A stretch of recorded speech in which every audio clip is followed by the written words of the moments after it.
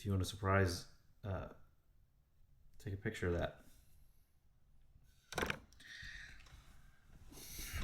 Okay, so soon. Doing another one? Something must be up.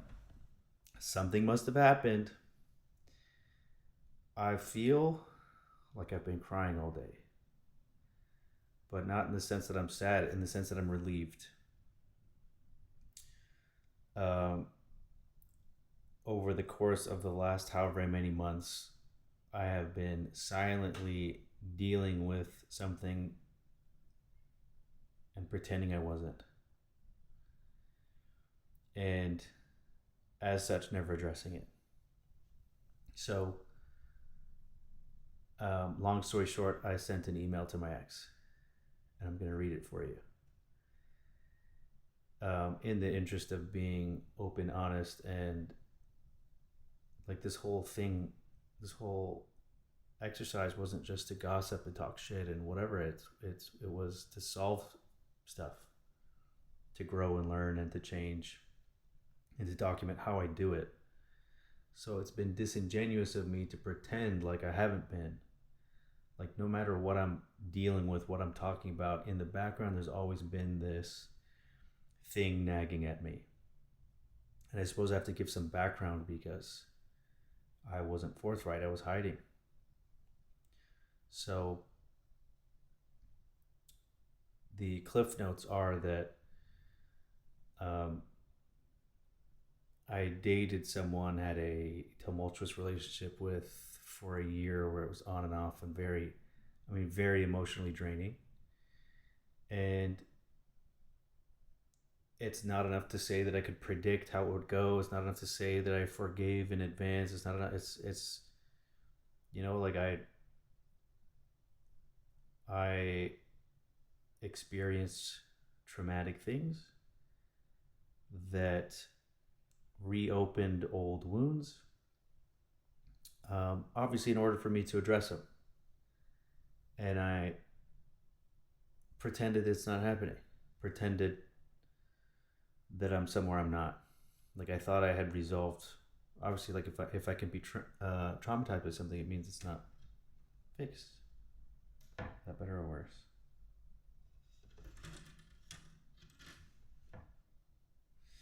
So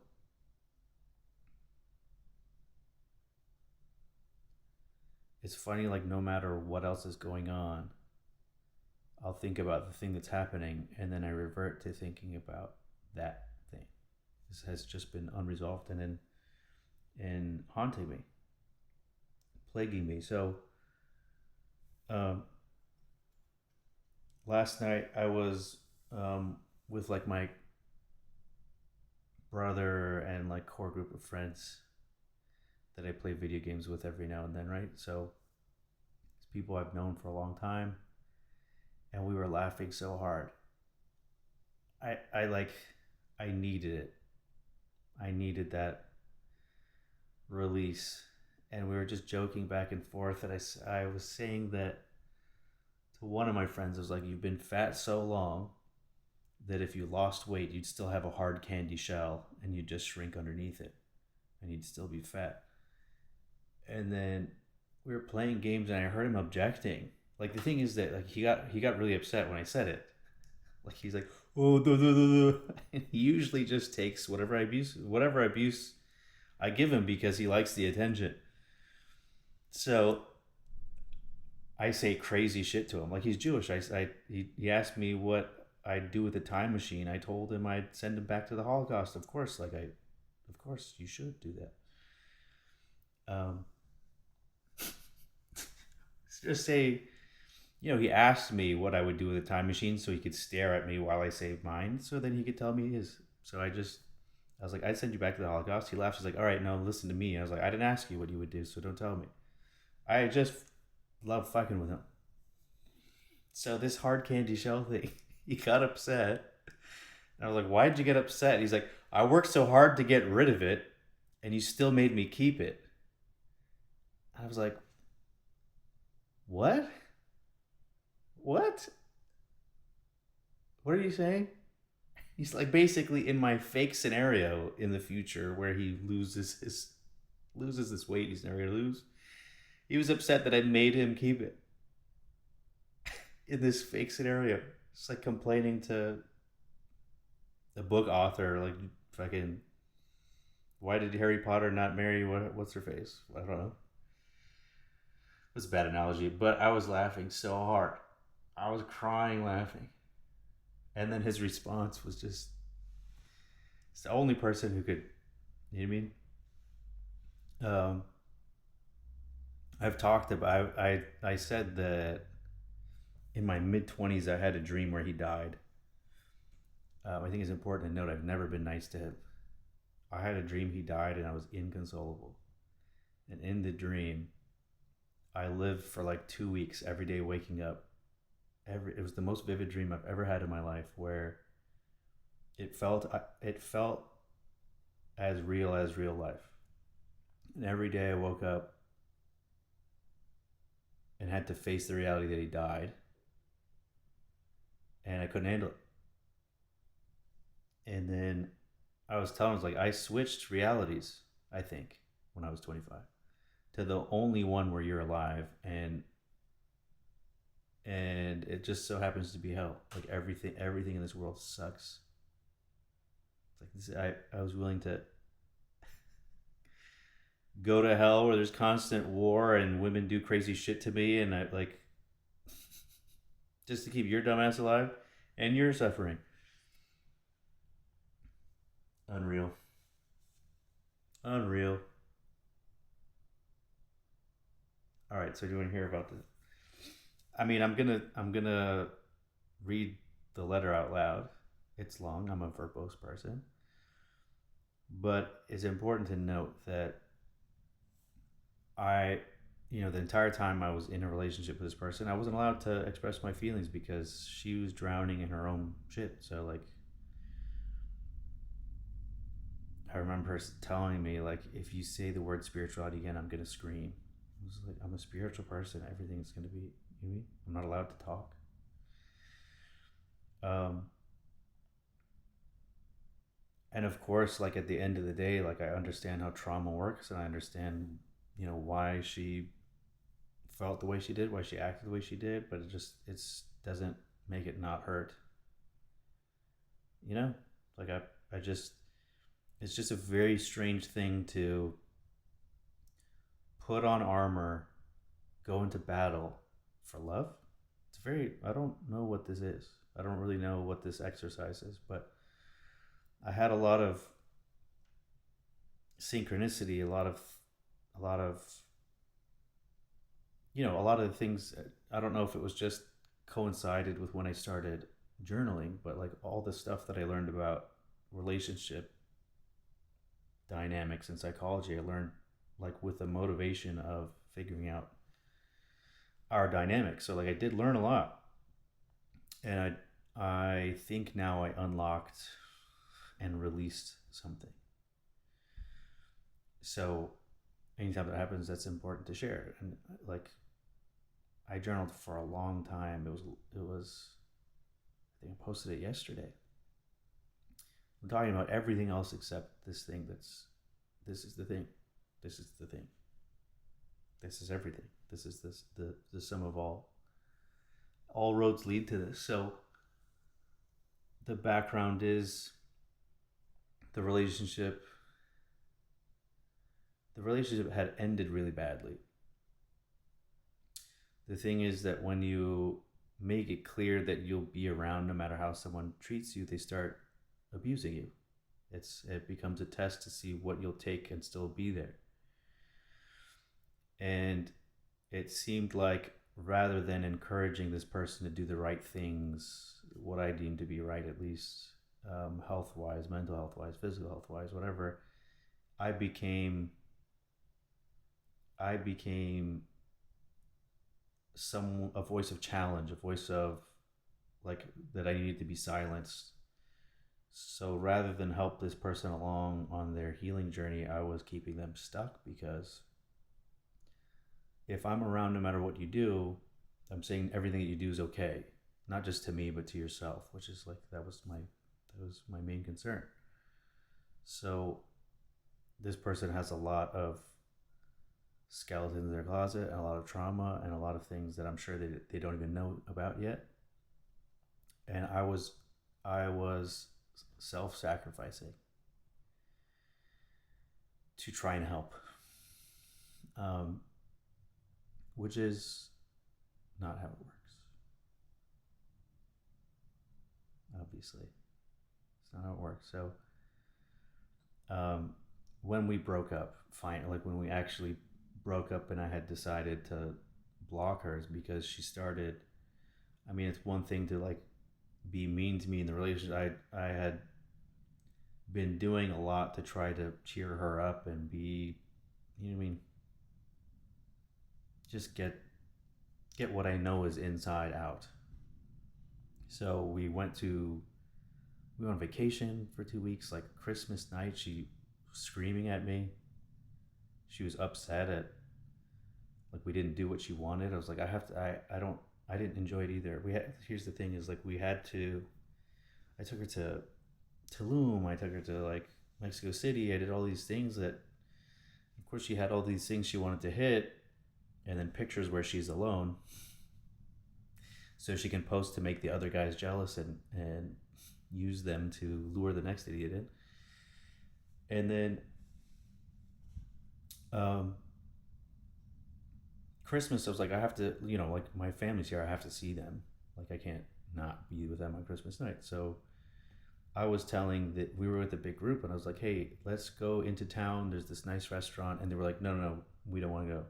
I was like, why? Like, well, it's all inclusive. I was like, it's all inclusive at a resort with shitty food. It's like it's Christmas night. I'll pay. They're like, no, no, we know your dad's gonna pay, or we don't want you to pay, so we're just gonna have and go to sleep early. I was like, okay. And I had the most weird and boring and hostile. She was hostile with her, and then fucking. I sat next to this guy who's basically a robot, and he came with a. He came and sat down, like after going to the buffet, and he had a plate full of spicy olives. And then, like, to start a conversation, I was like, "So you like olives?" And he's like, "We've been having a lot of meat, you know. It helps with the digestion." It's like, oh, okay.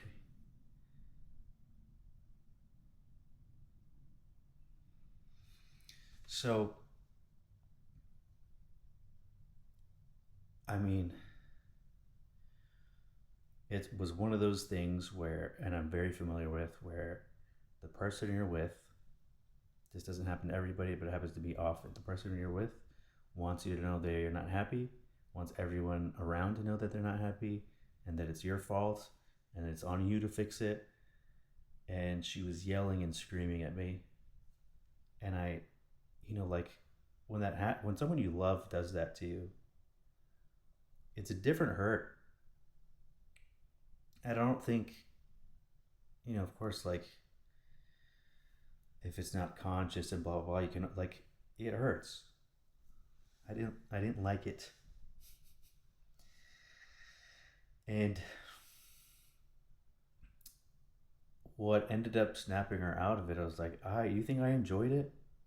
It's like I look, every other day has been about you. I've been doing everything you want to do. Like one time you didn't have fun, like it's not my fault, and fuck you. Like what the fuck? What snapped her out? I started making fun of the guy with the plate of olives. I was like, you should have sat there, not me. I don't speak Farsi. Like, why the fuck? Like, you forced me to have a conversation with. Like, I don't want to be there either. We've had a lot of meat, you know. And she started laughing, and then I was like tickling her. Like, finally, like the demon, like at least the demon in her, like took a back seat long enough for us to get to sleep. But I was like I have to tell you, like that feeling that she gave me is basically what I've been holding on to this whole time. It's like this: you're not good enough. Nothing you ever do is enough. It's your fault, kind of thing. Which, of course, is like an echo of how I felt as a kid. Who I have um, a tumultuous relationship with my mom. She made me feel the same way. So like, there's no fixing it. So why try? Basically, that's where you get to every time. There's no fixing it, no matter how much effort. Like trip after trip and gift after gift, it's just like it's the void is never full. So why try? You just start dying. Feels like you're dying. You're expending a lot of energy and nothing's coming back. And of course, like, I wouldn't have done it. Obviously, it's out of love. Like, it's out of love is selfless. And I think a lot of people, this person included, looks at love like, this is how I'm supposed to act. This is what a good person would do. It's not a natural. They're not doing something that comes natural to them. Which is why it looks differently. Like, I was sick the whole time we were in Mexico. I had a really bad stomach virus. I was talking about how, like, my stomach was always upset around her. It's like after every meal, like, I had to go immediately go to the bathroom. I was like going to the bathroom constantly. I might have had norovirus or some shit. And she was upset at me for being sick. And then she's taking care of me, but she made me feel like shit. She made me feel way worse than, you know what I mean? And then going to sleep in bed next to, it was either she was the demon that is the source, the same demon that's been haunting me my whole life, that's been causing all my pain, or she'd be like loving and cuddly, and maybe once or twice she was over the course of whatever it was, like 10 days. And like, you put up with all the bullshit for such like a minuscule amount of fake love. Because the other thing wouldn't exist if there was love, you know? You don't treat people like that. I would never do that. It wouldn't be, I wouldn't imagine, you know what I mean? I wouldn't imagine doing that. I don't have the imagination for it, to punish someone like that. At least I think. I'm sure in some way I'm just like her, you know? Like, I must have this in me as well. So at the end of like, me trying to save the relationship, every week she wanted to break up, and I was like, you're not my prisoner. I'm not breaking up with you because you're gonna say I abandoned you. So I just let it. I'm like, I'm not forcing you to be here. If you don't want to be here, break up with me. It's fine. And I think she went to like a psychic or something. She went to a psychic, and the psychic told her to break up with me. And she called me, and she's like, yeah, the psychic was just like, why are you in this relationship? And I was like, yeah, good, good. Like, I was so tired. I was like, just go. She's like, do you want to meet up and talk? I was like, no, I'm okay. I'm fucking so exhausted. I'm fucking tired. Like, I deserve a break. Please fuck off. Please go kill someone else for a little bit. And then here's the thing, and this is, like, I've always tried to protect her. I've always tried to like protect her image, or like what are the things that are important to her that don't fucking matter. It's like, who are these strangers whose opinion you value so much? Strangers need to think you're someone you're not. For what? And this is the truth, is that she was taking medication that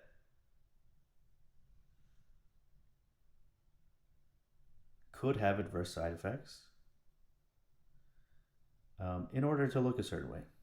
So in order to get the cosmetic benefits, she was willing to hurt herself.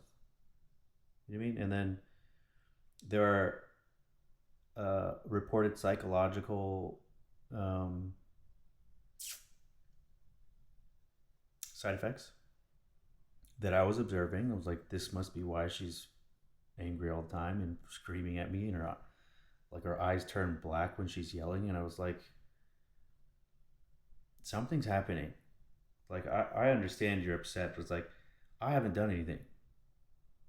Like my intentions have always been good. Like I might not say the right things all the time, but it's like, what the fuck are you doing? It's like you're. I would never talk to you like this. It's like there's nothing you could ever do in your life to make me react like this to you. Like what are you doing? Like what is it? And then like I realized there was a disconnect. It's like the level of anger didn't match the whatever prompted the reaction. I was like, okay, you're taking it out on me, but this isn't me. So I texted her mom. I was like, hey, like we broke up and it's fine, but I know she'll never forgive me for this, but she's taking medication secretly. She's not telling you, and I'm afraid something might happen to her. So like, I want you to be aware in case something happens. Like I'm thinking like in case, not even in case she has a mood swing, but like it could affect her heart. It could, you know what I mean? Like it was purely out of concern. Maybe maybe I'm supposed to shut the fuck up, but that's not who I am. It's like if something happened to her and I had kept her secret, I would not forgive myself. I'd have to live with that. So I'd rather piss her off. You know what I mean? I'd rather take. I was like, what like? Okay, react. You betrayed my trust and blah blah. It's like, okay, you're hurting yourself, bitch. You're doing crazy shit. You've been a fucking monster. And she's so fucking retarded that she thought I told on her to hurt her. It's like that doesn't like. Do you even know who I am? Like, what the fuck does that mean? You know, some guy left me a 1-star review on Google yesterday. He I commented on Laguna Beach fucking drama. Just had a Instagram post where they showed bikers, 4 bikers in the rain driving in like the normal lane. It was like heavy rain, traffic on PCH, right? It's already a crowded, tight, like. And my comment was like, just because it's illegal doesn't mean it's a smart thing to do. Like these bikers are in danger. That's a crazy thing to just be like, yeah, rain or shine, we got to get our fucking like. There's something going on here, and then there are cars here. You fucking asshole. They could kill you. And it's not a matter of inconvenience and blah blah blah. It's like okay, they make stationary bikes. They make bike trails. There are places exclusively for you to do this. You want everyone to see you. You like, they like pissing people off, but like it's, you know, I don't mind being late a little bit, or being inconvenienced. That wasn't my concern. It was like you're putting your life in danger. Like some fucking soccer mom that's texting is gonna run you the fuck over, and then you like traumatize the fuck out of everybody. Your family loses you, and fucking their family has all this trauma. It's like concern. Some dickhead, maybe he's one of the fucking guys in the thing, freaks out on me, and I was like, I didn't say anything. I didn't even say anything bad. I was like, dude, are you okay? Like, do you understand how you like? Do you need to talk to someone? Um, and then he's like, he started threatening. He's posted my business address. And he's like, you should be nice because it's like, brother. So he posted a 1-star. His name is Andrew Weldon. Andrew Weldon, because his name is on the Google review, and he said unprofessional and rude staff. It's like okay, like that's not even gonna hurt my business. One, and then two, like, what are you doing? Like, you faggot. Like, how you do anything is how you do. You're just an annoying person. That's why you're a bicyclist. It has this agenda against like the common acceptable behaviors don't fucking get in other people's way. And this fucking guy. But like my friends are upset. They're like, "How do we get revenge?" They're like, "No, yeah, we don't have to. It's fine." It's like I'm not gonna get revenge. I'm not gonna like. This guy literally asking for it. Posted my address as if he's gonna. I was like, "Okay, show up. I'll fuck you. I'll fucking kill you. Please show up." But like, what is the threat here? You know what I mean? And over what? Like you got that upset. Like something else is going on with the dude. Like I'll let it go. It's fine. I don't need revenge. And then this dumb bitch that I was in love with thinks that I'm telling her mom, "Do you know what your daughter's doing to her?" I was like, "What the fuck? Like, what logic? What? Where did the logic come from?" And then in response, my mom had texted me and said, "I'm gonna go take some fruit to your girlfriend and her mom." And then as she texts me that, she gets a text from my girlfriend saying, "Tell your son he's harassing my mom and all this crazy." Like my mom was like, my mom was just out of concern. She was like, "Hey, please let this one go. Like this is, I don't know what's going on, but this, like, it's so embarrassing. It was so embarrassing. It was so like, I've spoke so highly of her in her like, despite all the shit she did to me, I always tried to protect her image. I kept it to myself. I didn't get to like I didn't get to express, and then like she'd be watching these and then get upset that I talk about like the things that I learned or what like her family dynamic is or whatever. It's like, this is my journal, fuck off. Like this is, I'm telling the truth. You're allergic to the truth, like this is what it is. This is how I process. I'm sorry you don't like it. I'm sorry I see the pattern of like how your mom treat like how you treated me when I was sick is how your mom treated your dad, and he probably would be here if he got better treatment. Your parents would have stayed together if she didn't do exactly what you did to me. It's like I had to save myself. I did the thing that your dad didn't do. And you're mad at me for it.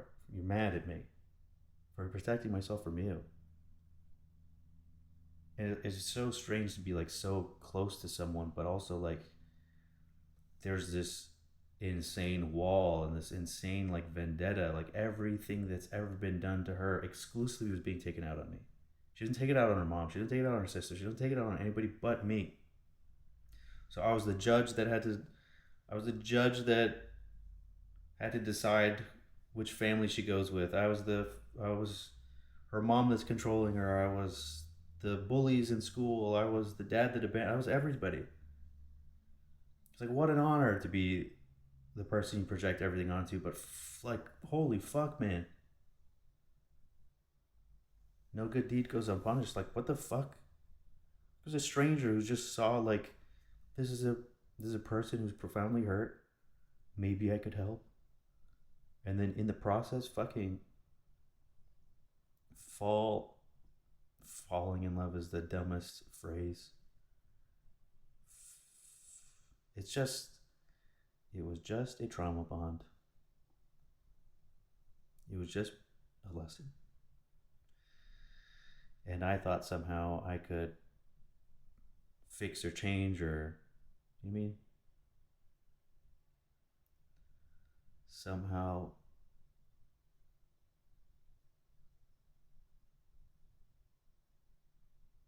with my conscious effort make the world a better place. Show her what she's capable of. Get her to revert to who I knew she who I thought she was, instead of the amalgamation of just pain avoidance. Okay, so we break up and it was bad. So I had to, she was saying awful things to me. She said, I hope you never find peace. Like, she she said some things, and then when I had looked back, she had deleted them. Like it was awful enough that even in anger, she felt bad, and it was just like, dude, more of the same. It's like, this is how you made me feel the whole time. I don't give a fuck what you say. It's how dare you accuse me of being who you are, just wanting to inflict pain for the fuck of it. You know what I mean? So I had given enough effort. I had done my best. Now it's at the point where I can't make excuses for you. I still didn't tell anyone why she acted like that or what prompted it. And for what? Do you think she gave me the same? She talked shit on me to anyone who would listen.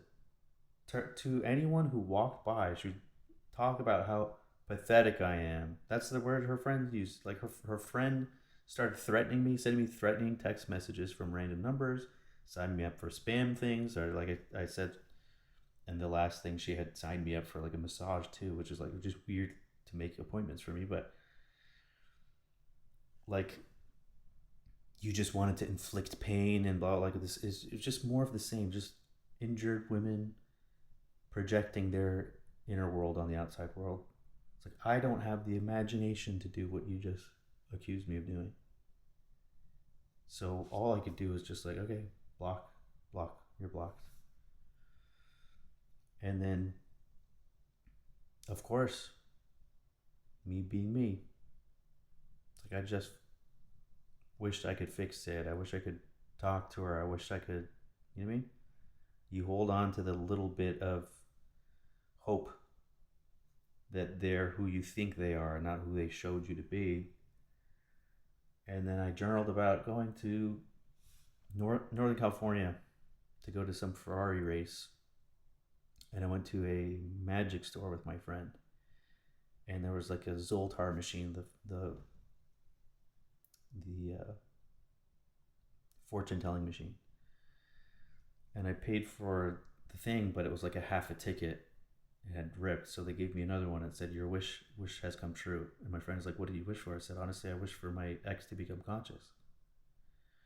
Becoming conscious is part of it is realizing that you're the problem. Part of it is like, you know what I mean? Like, oh fuck, what am I doing? Like questioning your behavior, questioning your action, questioning your thought process. And we're at dinner later that night, and I get a call from a number I don't have saved. And I look at it, I was like, oh fuck, this is my ex. And my friend's like, go ahead. And I pick up and she's like, hi. So I just did a breathwork thing, and this is what I saw. And I showed, like, I saw my childhood self, and I was showing her all the things that I have. And she said, you've become a monster. You've become like the people that hurt us. And I don't care about any of these things you have. I just wanted a dad. And then it was all like this stuff that I, of course, wanted her to think and feel while we're together. And I was like, oh my God. Oh my God. Like the wish, like it's okay that if it's okay if I never see her again, if she became conscious, like fucking huge win. Huge, huge win. It's worth it. Totally worth it. She's talked about how like she saw like ponds, and she said that I was there and had gold skin and I had angel wings, and she's like looking at me and probably the other guys that she's had relationships with, and basically seeing like our higher selves or whatever the fuck it is. And I was like, so what now? She's like, I guess I have to work on my father wound. So I was like, okay, thank God. Like, all right, I was right to go through all of it. I was right to have faith in her. I was right to put up with it for her benefit. It's like it's a small price to pay for someone to become conscious. There's no coming to consciousness without pain, right? So I thought it was worth it. Then we talked for a while. And then she breaks up with her boyfriend. And then I get a text like, hey, just wanted to let you know I started my own company, and thank you for everything that you've taught me about this world, something like that. And part of me is like, okay, this is bait. She's a narcissist coming into vacuum. And part of me was like, well, maybe she's grown in this time, you know? So we kind of reconnect. And then during this time, for some reason, I was running into her as well. I don't know how the fuck that happens. But it was like unavoidable. And then she's trying really hard to get past my boundaries. You know, she knew she crossed the line, and but of course there's no real apology. There's no change behavior. So it's just trying to be cute and funny to get past my barriers. And as soon as like it seems like as soon as I let my guard down, it's like a cat playing with its food. It's like, all right, this isn't fun to me anymore. And then I realized like what's actually happening is like, okay, she broke up with someone. She's using me for comfort again. She thinks she can come and go as she pleases. There's no change behavior. There's no, like, I can't I can't allow you to be on the outskirts of my life and then decide when to come in and out, and also not be honest with me. Like, I know that she was still taking the same medication. I know that she hadn't changed any behavior. I know that she hasn't grown as a person. It's like, I'm just supposed to be here to enable this. It's like, this isn't the type of friendship I want. This isn't the type of people I want in my life. Like, after all I've done, like, I deserve more than just being a toy, comfort when you need it. So, she was up my ass like the first week. Like, I want cuddles, like, can I see you, all this stuff. And then as soon as she had any other plan, as soon as anything else was there, I didn't exist. I didn't exist. And then it was like the weekday comes and she's bored and then remembers I exist, and then comes and is like, you mean, like, I think she had texted me after like ghosting me for a few days. She texted me like, hey, my tire's flat. Like, which tire did you fix? And I didn't respond.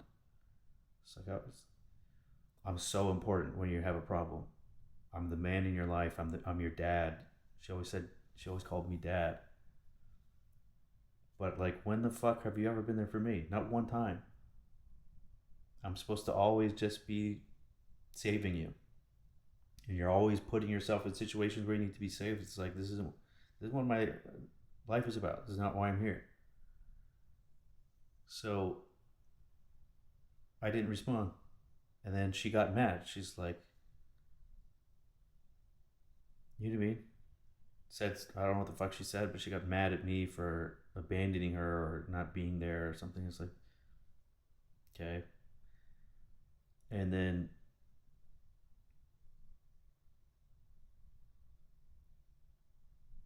I think maybe she said something else and I didn't respond. And then she was like, okay, the next time you see me at the gym, walk the other way. Like, I'm going to blah, blah, blah. Don't ever talk to me again. Got mad, something. And then a week later, she texted me. She's like, Dad, she's pulling on my heart. She's manipulating me. Dad. She knows that. She knows how to manipulate people. So she says, Dad, and like, why am I in jail? Like, why? What did I do? Did you block me? And I don't know if she called me or tried to call me. I don't get reception at my house, but she's like, oh well, that was last attempt. And it was just like, why waste my breath? Why tell you anything? Why explain to you? Don't want to hear. You don't want to listen. You don't want to change. You want to be whatever this is. And I'm not co-signing anymore. If you want to, you have the ability to live your life however you want, but I'm not going to be there. You can absolutely kill yourself. You can absolutely destroy yourself. You can absolutely act like an asshole. You can use people. You can be selfish. You can be a cunt, but I'm not going to be here for it. You choose your path. I've chose mine. So, of course, like, in the back of my head, I was afraid to journal about it. So what happens if we get back together or we have grandkids and they see, like, it's not happening, one. And then two, like, let the grandkids know that she's a cunt.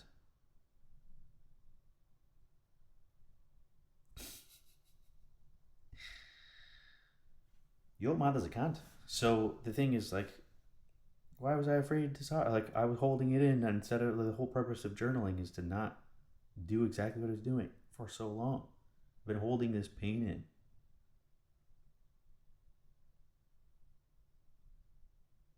It's been more than a year. I didn't get to express it to her. Like, not many people in my life have the ability to hold space for this type of conversation. You know? So, finally, releasing it. Are you ready to see how I write?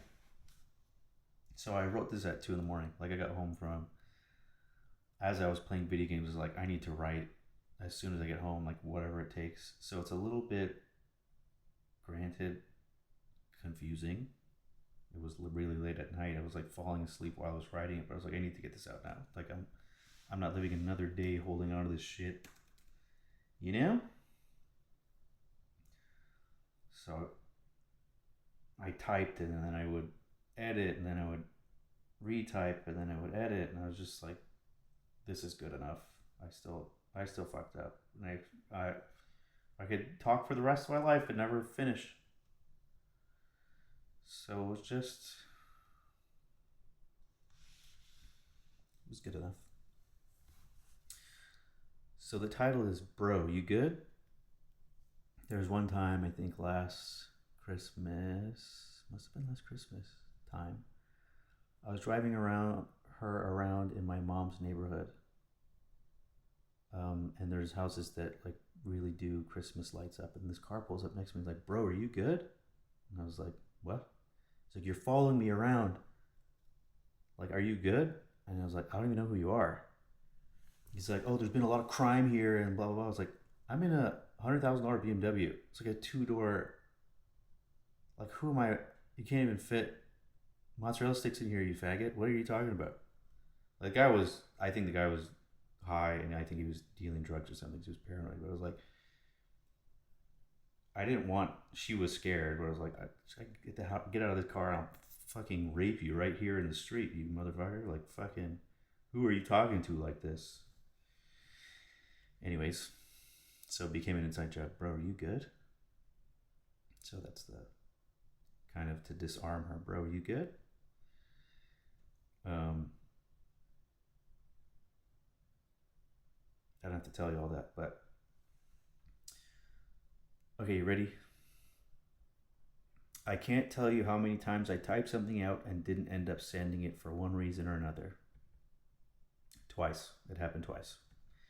And that's including this one. So really, it's not an issue. I don't know why I brought it up. I will be sending this. Watch me. You see my writing style? I know you miss my long emails. I feel like your kink is reading my old emails and calling yourself names. You can relax. This won't be like my famous, these are the reasons you suck emails. And it took until now to be past that. I think I unlocked something which has been keeping me stuck. I keep thinking that I forgave you or moved on, but I didn't actually do it.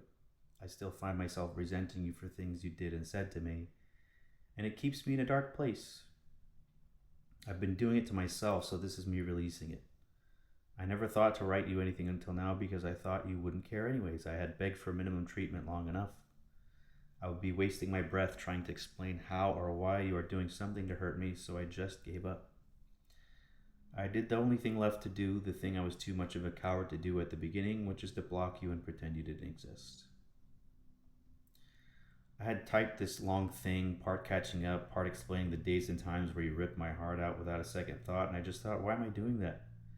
If you didn't care about my feelings while you said you loved me, why would it matter after we break up? It doesn't change anything. You don't care, and I let it happen.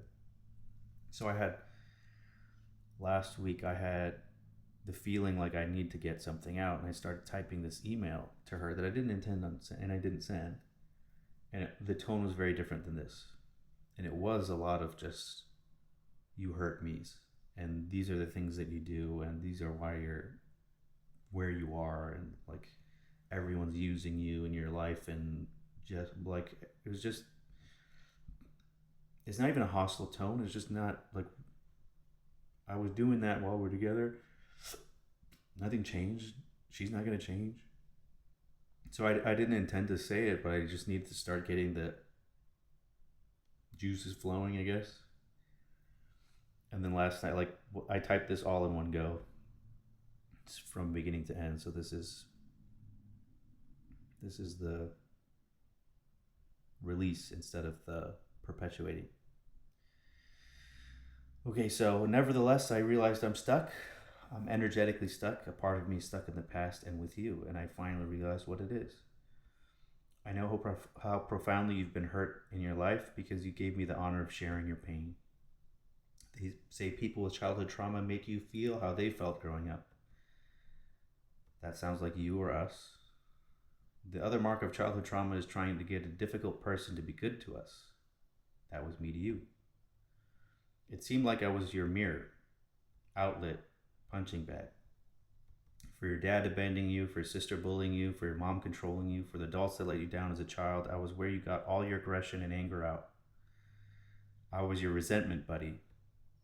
You said something when we reconnected, which was all the things you told your new boyfriend about me. That I was masculine, that I was your best friend, that I was like your father.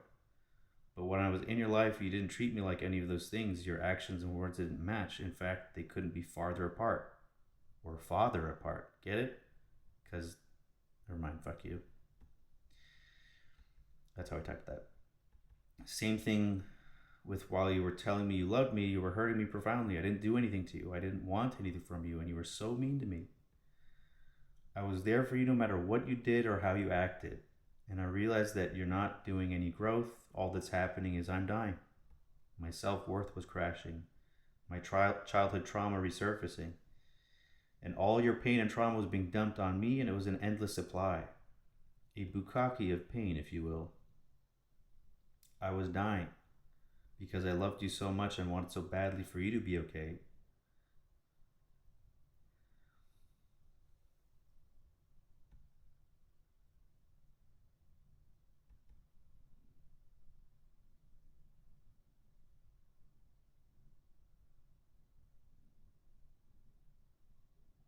Give me a second.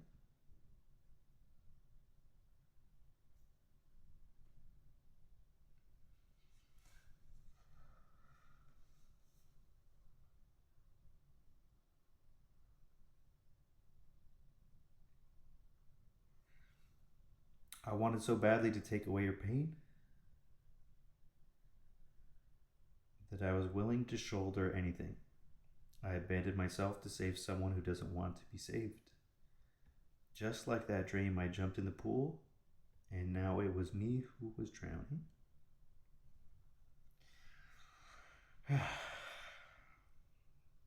I thought I was showing you real life love by telling you things you don't want to hear or looking out for your health or benefit, and you didn't want to hear it. It was like you do something you know is unhealthy just to spite me and get a reaction out of me. You called me dad, but I didn't get the respect or authority that comes with it. I realized my presence in your life made us both worse, and I couldn't handle it anymore. I was always there when you needed me, no matter what you did or said. I'm not your blood, I'm not your father, but I treated you with a consideration I don't give my own family. There was no restriction, there was no hate or spite, there was nothing but unconditional love until I reached my breaking point.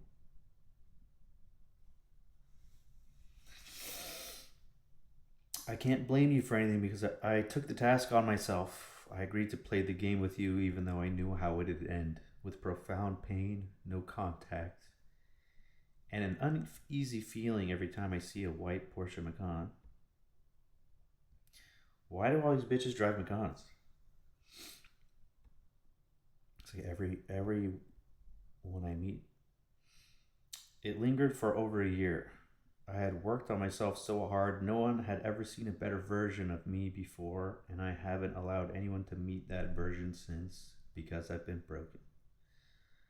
There's so much love all around me. People love my work, my humor. People think I'm good looking, fit, smart, wise, come to me for advice. And I don't accept any love from anyone. I've been completely closed off, and I know you know the feeling. I know what it's like to not be here, so I don't want to be here. That's like when I said no one will get the real or full version of you. There's a piece with every guy you played this game with, and you lost a lot of the pieces growing up that will never be a full picture again. There's a piece of everyone else's trauma or demon in you. You were abused the most in your family, and you just took on what you were shown. Their demons became your demons, their behavior became your normal, and that meant any retard, myself included, dumb enough to fall in love with you will have hell to pay for it. You were very irresponsible with my feelings, and I knew telling you about it would fall on deaf ears, so I had to save myself before I was completely lost. Again, I can't blame you, you're doing what you're programmed to do. I had heard the definition of demon. Mon refers to emotion and D refers to negative. Demons are negative emotions. I didn't want to be vulnerable in this because you have hurt me so much, but I'm going to tell you the truth. I've never loved anyone like I loved you. I never felt the need to take care of someone so much, to help them, to love them and protect them, to see the good in them no matter what they did or said. I believed what I wanted to believe rather than what you were showing me clearly. I felt like God brought us together and it was meant to be. You had my sense of humor. You were smart and clever, sarcastic, good looking. You were what I saw of myself. So I projected who I am onto you. I thought you just needed someone to love you, and no matter what, someone to love you no matter what. And you'd realize, oh shit, I'm the asshole. I don't want to lose this person. Or, oh shit, I'm being mean to someone who loves me for no reason. I tried very hard to make you happy because I loved seeing you smile. When I could say something that catches you off guard and you give me that reluctant smile and say Oshkal, I'd fucking melt. I was so enamored by you, I fell for the spell you cast. She did this thing where if I said something that was kind of like I teased her in the right way that caught her off guard, she would call me trash in Farsi. It was just like, gotcha, bitch. Then it hit me that you are mirroring. I thought I was your mirror, but you were mine. You also showed me the parts of myself that I thought I healed, but clearly did not. You are a mirror to every man you want love from. You study them and mimic their likes and dislikes back to them. Mold, make them think it's destiny, get them addicted to you like a drug. Pull close, push away, pull close, push away. Then us retarded men do whatever you want, even allow you to fuck people and stay in our lives, lie to us, come and go in our lives as you please. It wasn't just me, it wasn't meant to be. We weren't soulmates, twin flames, or soul family. It's your survival mechanism. I thought when we are apart, for some reason, you'd see how important I was to you, see my value finally. Believe the spiritual lessons I was sharing with you. I believe deep behind all your pain, the projected pain you shared with me, there was a hurt child like I was. A golden light that had been dimmed because of unfortunate things that happened to them by people they loved and trusted. I thought if I gave you some of my light, you'd shine brighter than you ever have, and then you'd share some of that back with me. But it was a one-way street. You made it very clear you don't care about my well-being. I realized if you don't care to take care of your own mental or physical health, why would I expect any different for me? Where would you even learn to do that if you're not willing to do it for yourself? I felt like in your life you have all these methods of numbing yourself or being around people who seek your approval so they agree with everything you tell them. And I was the only real person telling you the things you don't want to hear. It's like you cut out the medicine and kept the cancer. It is your right to live your life however you want. I'm not your father. But I have my limits also, so you can't blame me for thinking enough is enough and separating from the toxic cycle. I didn't want to be a toy for you to play with when you're bored. I don't want to be your backup plan or source of energy when you run out of distractions. I'm a human being. I have feelings. I have my own life. I'm not someone to be used as comfort when the guy you're really after doesn't do what you want or disappoints you. I thought I was more important than that. I've been so profoundly hurt for so long because against my better judgment, I opened myself to love. I tried to love someone who I knew would never love me the way I needed, and it opened some wounds that I thought I didn't have or need anymore. I finally realized that that's the purpose of our meeting. You were the mirror I needed to see what work I still have to do. So now I can finally let the anger go, the resentment I've been holding in my chest. I don't have to tell you how awful you were to me or point out self-destructive tendencies, patterns, synchronicities. I thought teaching you things you'd use in your life would help you see the world as spiritual and that you'd follow a similar path to healing yourself. I didn't understand how you could see the squirrel or the 818 and still go back to the same life that wasn't working before. I was seeing what I would do in your situation, believing we were the same rather than we were mirrors for each other to see our inner wounds. I signed up for a crash course. Class is over now. I can let it go. So, Squirrel in 818, like, she used to see a squirrel when she would walk her dog and she thought it had some spiritual significance. And then when we weren't talking, she said she didn't see the squirrel. And when we reconnected, she was crying to me. She's like, I didn't see the squirrel. I didn't see the squirrel. It's like there was a moment of like what I thought was vulnerability or weakness or authenticity, but it was just a way to put her hooks in, you know? There's an authentic bone in her body. And then the 818 is like, she told me one time, I was like, do you see any angel numbers? Like, the universe is talking to you. I'm trying to teach her, like, you know, the world is spiritual. Like, the things that you think are important to, you know what I mean? To manifest, to pay attention to have a healthy life. And she said, I keep seeing 818. I was like, I don't know what that is. Like, it's an area code for LA, obviously. And then she called me really excited one time and she's like, I found out what it is. I did a job and I didn't get paid for it, and it was on August 18th. I looked, so that was the 818. And I was like, okay, so who do you think is sending you these messages? Who do you think is guiding you or whatever? She's like, well, the psychic told me it was my grandma. So you just wholeheartedly believe this dumb bitch. It's like, okay. I was like, all right. So it's not your higher self or God, it's your grandma, okay? All right. Fine. But if someone's sending you messages, like, how do you ignore everything else? What was I? Like, how was there no spiritual significance to me?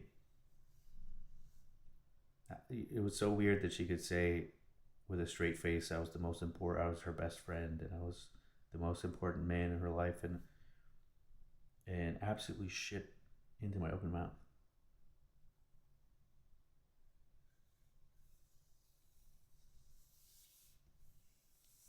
Ready to continue? We're getting close to the end, I think. I saw the best in you, and when we met, I thought you were the most beautiful person I had ever seen. I broke my celibacy for you. For me, it was instant. Like, I knew you had to be someone special for me. My dick hadn't gotten hard in months, and it was like my body was telling me I needed you. What I meant by that is that once, like, you conquer your sexual urges, you're not horny all the time. So I started to think, like, are my hormones off or something? And it was just I couldn't be attracted to a random person. It had to be a real connection. Otherwise, like, I wasn't interested. I didn't find, like, even porn stars don't look attractive anymore. It's just like, nah, you know what I mean? So when I, like, all of a sudden the factory turned on, I was like, this person is somebody. I thought you were my destiny rather than a spiritual test that I definitely failed. The thing is, I knew that people had let you down your entire life, and I was determined not to do that no matter what you did to push me away. What happens when someone pushes people away to see how far they can push them, and someone is too stupid to protect themselves from said person? I comforted you like a father would. I listened to you like a father would. When you needed space, I gave it to you. When you needed unsolicited, overly concerned advice, I gave it to you. I treated you exactly like the man in your life that has been absent should have treated you from the beginning. If you were my daughter, I would have told you every day how beautiful you are. So no matter what your sister said, it wouldn't get to you. I would have kept you at a school that makes you happy and fulfilled, so you feel your place in the world and have a safe foundation to blossom. I would have made sure your sister loved you and never spoke to you in a way that killed your spirit. It would not have happened on my watch. It would not have happened once on my watch. I would have protected you, never left you alone with other adults, never let a judge see you vulnerable and determine your future. If you were my daughter, I would have given my life to protect you and would never be selfish one day my entire life. I would have given everything to make sure you not only succeed, but are happy with who you are, where you are, and no one would be able to take that away from you. But I'm not your father. I'm nobody to you. I could not be there for you when you were little to protect you, and loving you in the future with all these holes in your cup means I will never have enough of myself to fill it. I lost before I started. I would think back to that 2 or 3 week period where you were actually my best friend.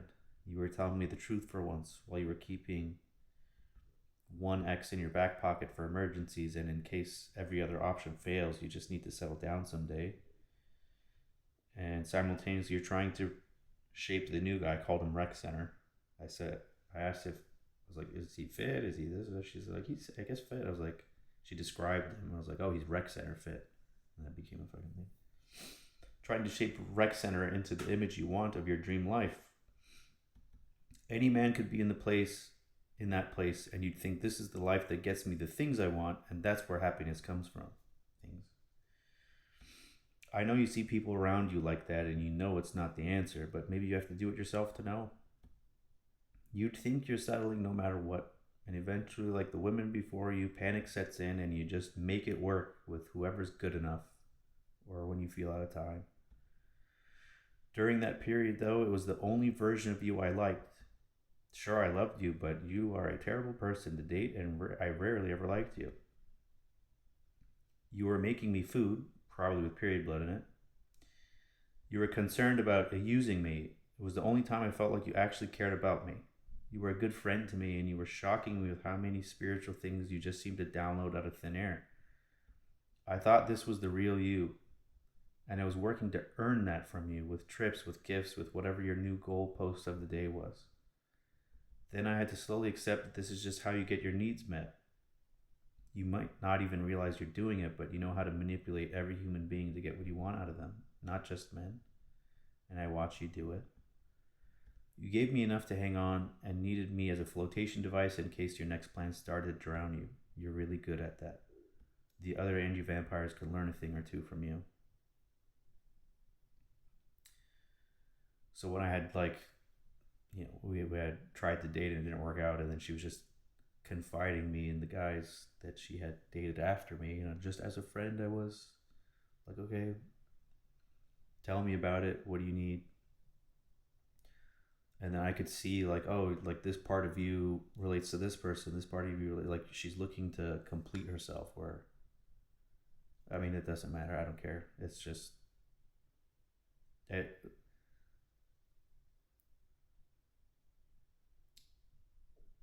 The love I was giving her was not under a condition that we be together. It was just love. So it was like, if I don't have a problem as loving her as a friend. And in that position was the only time really she felt comfortable enough to not project on me. But then I could see what she was doing in the back, even though she was giving one guy her attention, there's always a backup plan and a backup to the backup, and there's a lot. I said, no one will ever have the full version of her. There's always, women in general are about survival.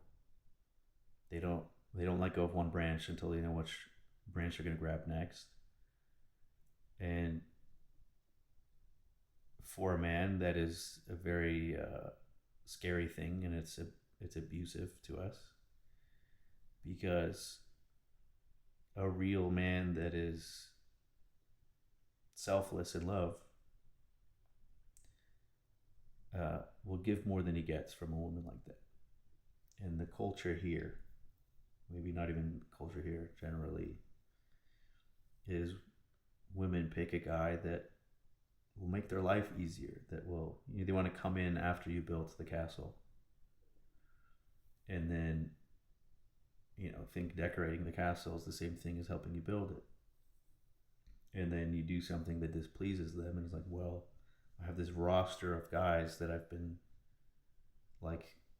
giving hints at that maybe if you keep trying, maybe one day I'll let you touch it. You know what I mean? Um,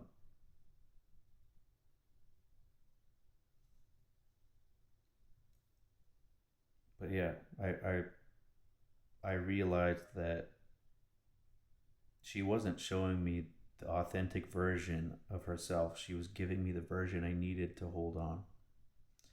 She was giving me a fake version to keep me in her life, still as an option, still as like I was her emotional support. I was the person she could tell anything to, and that was, I mean, it was good enough for me.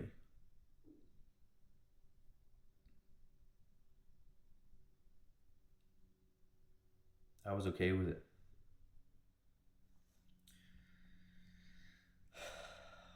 So I said it's like you cut out the medicine and kept the cancer. From the time I met you to the last time I saw you, you're unrecognizable as the same person. You're still a beautiful girl, but at the beginning, despite your cunty attitude, I saw light in your eyes. I saw the glimmer of who you were before all this shit happened to you. There was a sense of humanity or soul that it seemed like you hated and wanted to get rid of, and you finally did. The last vulnerable, real, and human part of you, you cut out. Your cheeks were rosy and full of life. Your rodent-esque teeth matched your face, and despite being miserable, you seemed happier back then. She has huge teeth. We talked about Akash Singh's wife giving me PTSD because her teeth are too big for her face. She can't even close her mouth. I told you there's, for some reason, a lot of women with prominent front teeth find their way to me. There was a noticeable decrease in your happiness the more you changed your appearance, but you were determined that no matter what I said, I could only push you farther into that. The only thing I resent about you now is that you killed my friend, the most beautiful girl I had ever seen in my entire life, the person I lost all sense of self preservation for. You took her away from me, and I'll never see her again. I think that was the hardest thing for me to digest. I loved you the way God made you, and you wouldn't love yourself no matter how much you changed yourself or your appearance. This is a dangerous place for someone like me to be in who gets lost in love. The only pics I have of you are of early on. That was the you I want to remember, and that was before all the bullshits and masks and pain. Almost at the end. A few weeks ago, I was driving home and I had this overwhelming wave of anxiety and sadness. I immediately thought of you, and I wasn't sure if what I was feeling was the pain I wasn't addressing or somehow I was remotely connected to you still. Like our souls are still tied and you were going through something and needed me. It was a strange enough feeling that I texted my friend about it. The next day, going to the UPS store, I saw you leaving the shopping center. What are the odds? Right after the feeling? I just caught a glimpse of you from the side, but all I gathered from that was you looked really rigid and really sad, like a zombie. I felt immediate concern, like the entire last year didn't happen, and I just wanted to make sure you're okay. I had to stop myself and realize that I'm not reading anything, I'm not feeling anything. I'm still hoping that the person I was waiting for to see my value and who would never see it is never going to change. I didn't finish the thought there, but you can see where it's going. That losing me was not a big deal. There's always a roster of fools waiting to get their turn on the hellish love roller coaster with you. I have to find love within myself again. I didn't run into you properly this time. It was a car passing because the lessons we have to teach each other are done. What I was reenacting this whole time was just my own childhood, waiting for one day the love to come, one day to be good enough or chosen, one day the pain would stop and I'd be treated right. One day. It was never your capability because it wasn't your responsibility. So these unprocessed feelings that never got out while we dated, or the stint where were hanging out over summer, are now out. It's cathartic. A weight is lifting off my chest. This anvil I surgically put in there and carry with me can now be released. I don't need to tell you that you're a terrible person or things I wish you'd change or what spiritual lesson is here or there. I don't need to list the things that you did to hurt me or even things I miss. I can just finally let it go and realize that you were brought into my life to show me the work I hadn't done yet and was avoiding. I wasn't where I thought I was, and maybe like you, I am very stubborn. I guess that's it. I wish you all the best. And I know those words are cliche, but I've always wanted you to be happy no matter what that looks like. Selfishly, I wanted to see you smile more. It always made my day. As the world gets crazier, and maybe you see I'm right about some things, I hope you and your family stay safe and protected. I hope wherever you are and whatever you're doing is fulfilling, and I hope your life is exactly what you dreamed of. I miss my friend every day. I hope you know that. It sucks that this is how it has to be. I love you with all my heart. Goodbye.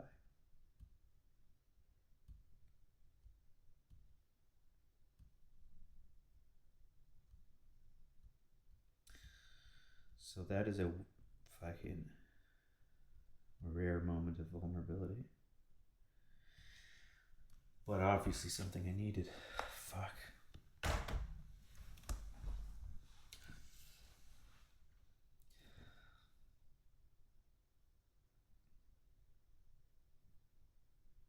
What?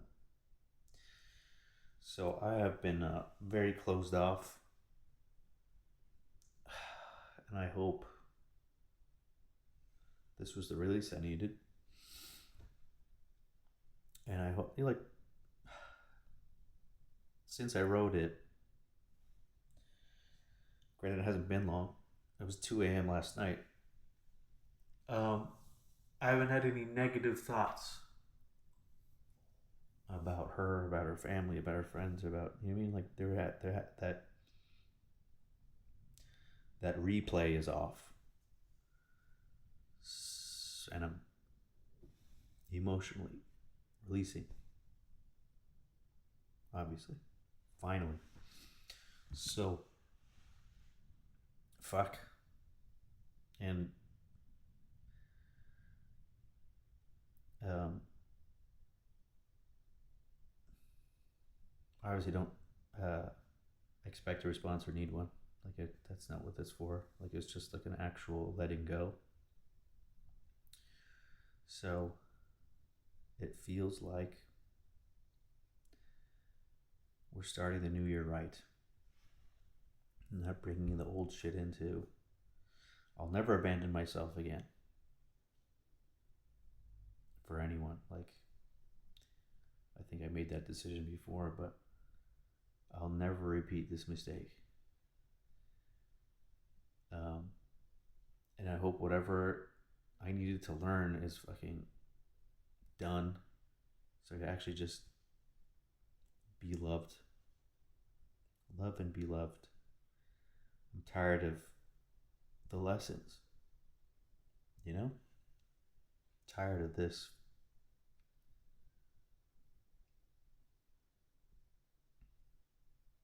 Just tired in general. My eyes feel tired. There's been so much pent up for so long, and I just pretended it wasn't there. Like, what choice do you have? There's no conversation that'll fix it. There's no chance for change behavior, or, you know what I mean? So very hard to let go of like the abuse you received from someone who would never admit they did anything wrong. It's been a common theme in my spiritual journey. But this was, I mean, I called this my alchemical journey, and I've been just fucking around and talking about nothing. And finally said something real. This was as authentic as I could be. Whatever opinion you have on me as a person, good, bad, whatever the fuck, like, there's nothing real in this world. There's nothing real on the internet. and no one teaches you how to be. So, like, that was just raw.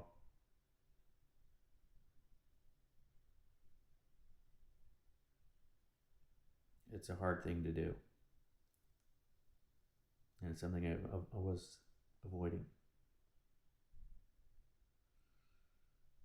But this was the purpose of this. It wasn't to document life updates randomly. It's to talk about real shit, real emotions, real spiritual growth. So,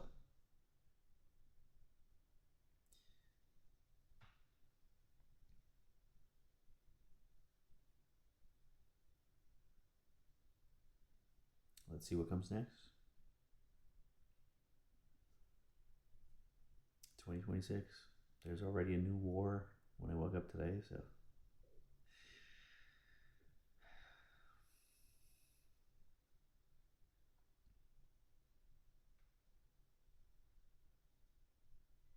love is a dangerous game.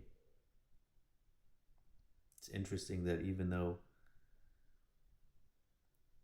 my life is a lot more boring without having to put a fire out every day, it's like it's weird that you miss that. There's always everything is a fucking emergency. There's always a problem. There's always, you know what I mean? So like I return to the peace of the Shire.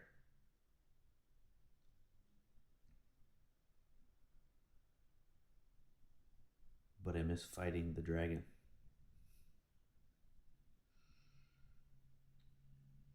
I guess the best thing I can do is just document it, right?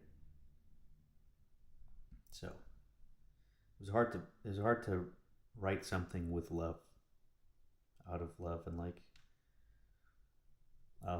it feels counterintuitive to admit that you love someone who obviously doesn't love you.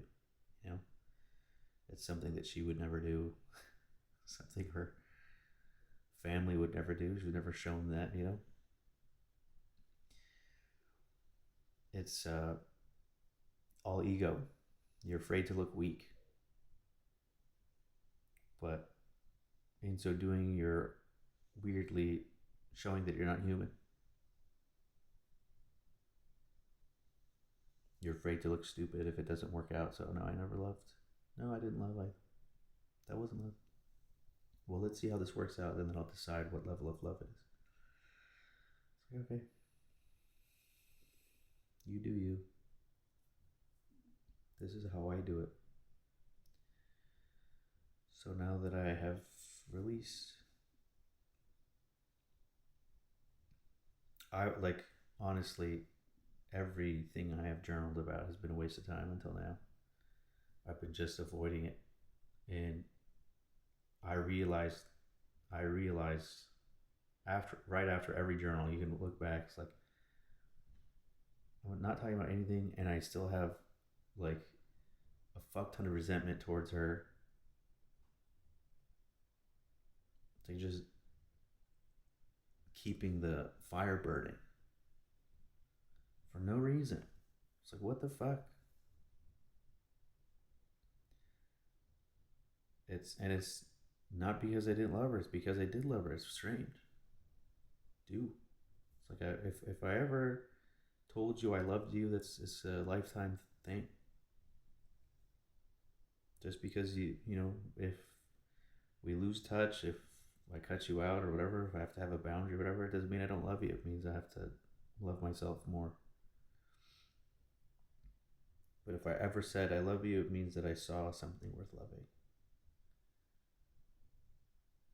and I'm not embarrassed or ashamed, and I'm not going to take it back. You know, we all deserve to be loved, and it's rare that we're in a position to receive it or deserve it.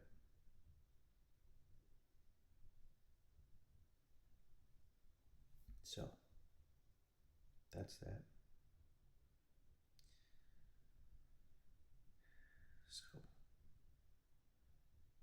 I love you very much.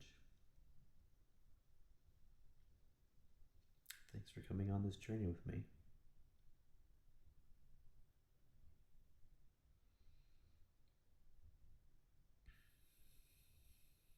See you next time.